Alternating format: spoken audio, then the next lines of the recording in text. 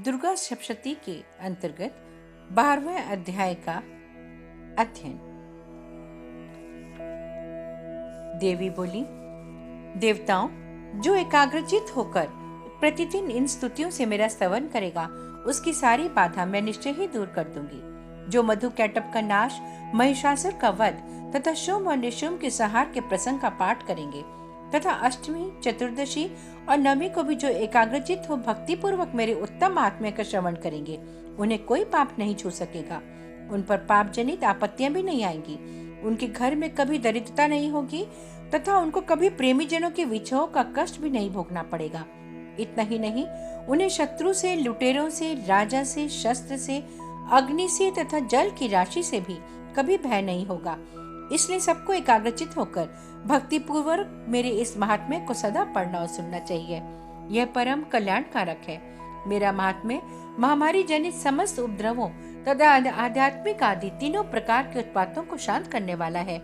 मेरे जिस मंदिर में प्रतिदिन विधि पूर्वक मेरे इस महात्म्य का पाठ किया जाता है, उस स्थान को मैं कभी नहीं छोड़ती।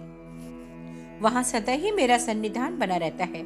बलिदान, पूजा, होम तथा महोत्सव के अवसरों पर मेरे इस चरित्र का पूरा पाठ और श्रवण करना चाहिए। ऐसा करने पर मनुष्य विधि को जानकर या बिना जाने भी मेरे लिए जो बलि, पूजा या होम आदि करेगा, उसे मैं बड़ी प्रसन्नता के साथ ग्रहण करूंगी। शरद काल में जो वार्षिक महापूजा की जाती है, उस अवसर पर जो मेरे इस महात्म्य को भक्ति पूर्वक सुनेगा, वह मनुष्य मेरे प्रसाद से सब बाधाओं से मुक्त तथा धन, धान्य और पुत्र से संपन्न होगा। इसमें तनिक भी संदेह नहीं है।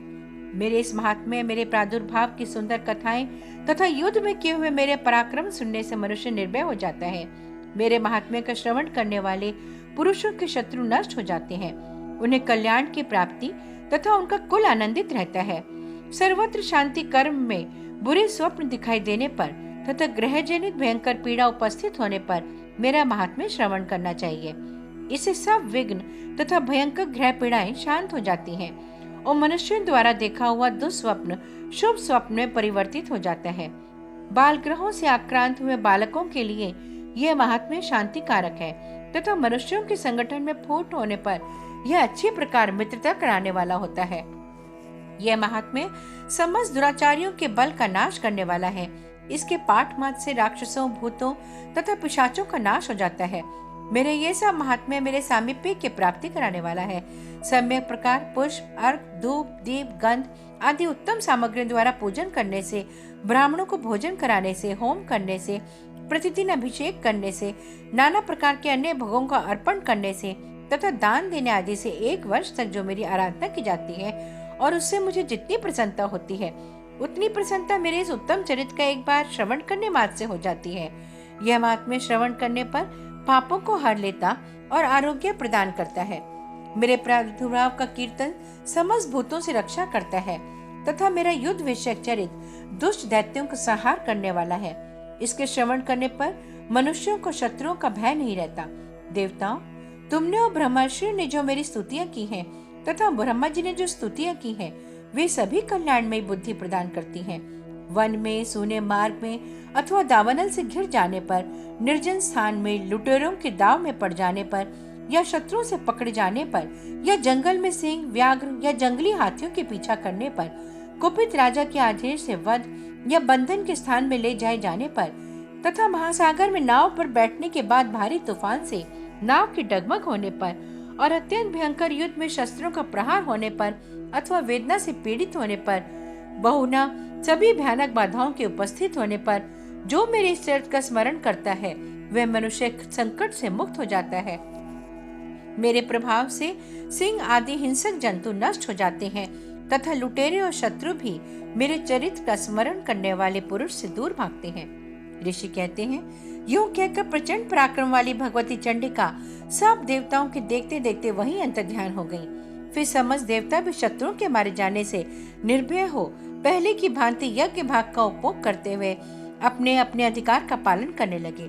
संसार का विध्वंस करने वाले महाभयंकर अतुल पराक्रमी देव शत्रु शुंभ तथा महाबली निशुंभ के युद्ध में देवी द्वारा मारे जाने पर शेष दैत्य पाताल लोक चले आए। राजन, इस प्रकार भगवती अंबिका देवी नित्य होती हुई भी पुनः पुनः प्रकट होकर जगत की रक्षा करती हैं। वे ही इस विश्व को मोहित करती और वे ही जगत को जन्म देती तथा वे ही प्रार्थना करने पर संतुष्ट हो विज्ञान एवं समृद्धि प्रदान करती हैं। राजन, महाप्रलय के समय महामारी का स्वरूप धारण करने वाली वे माँ काली ही इस समस्त ब्रह्मांड में व्याप्त हैं। वे ही समय समय पर महामारी होती और वे ही स्वयं अनजन्मा होते हुए भी सृष्टि के रूप में प्रकट होती हैं।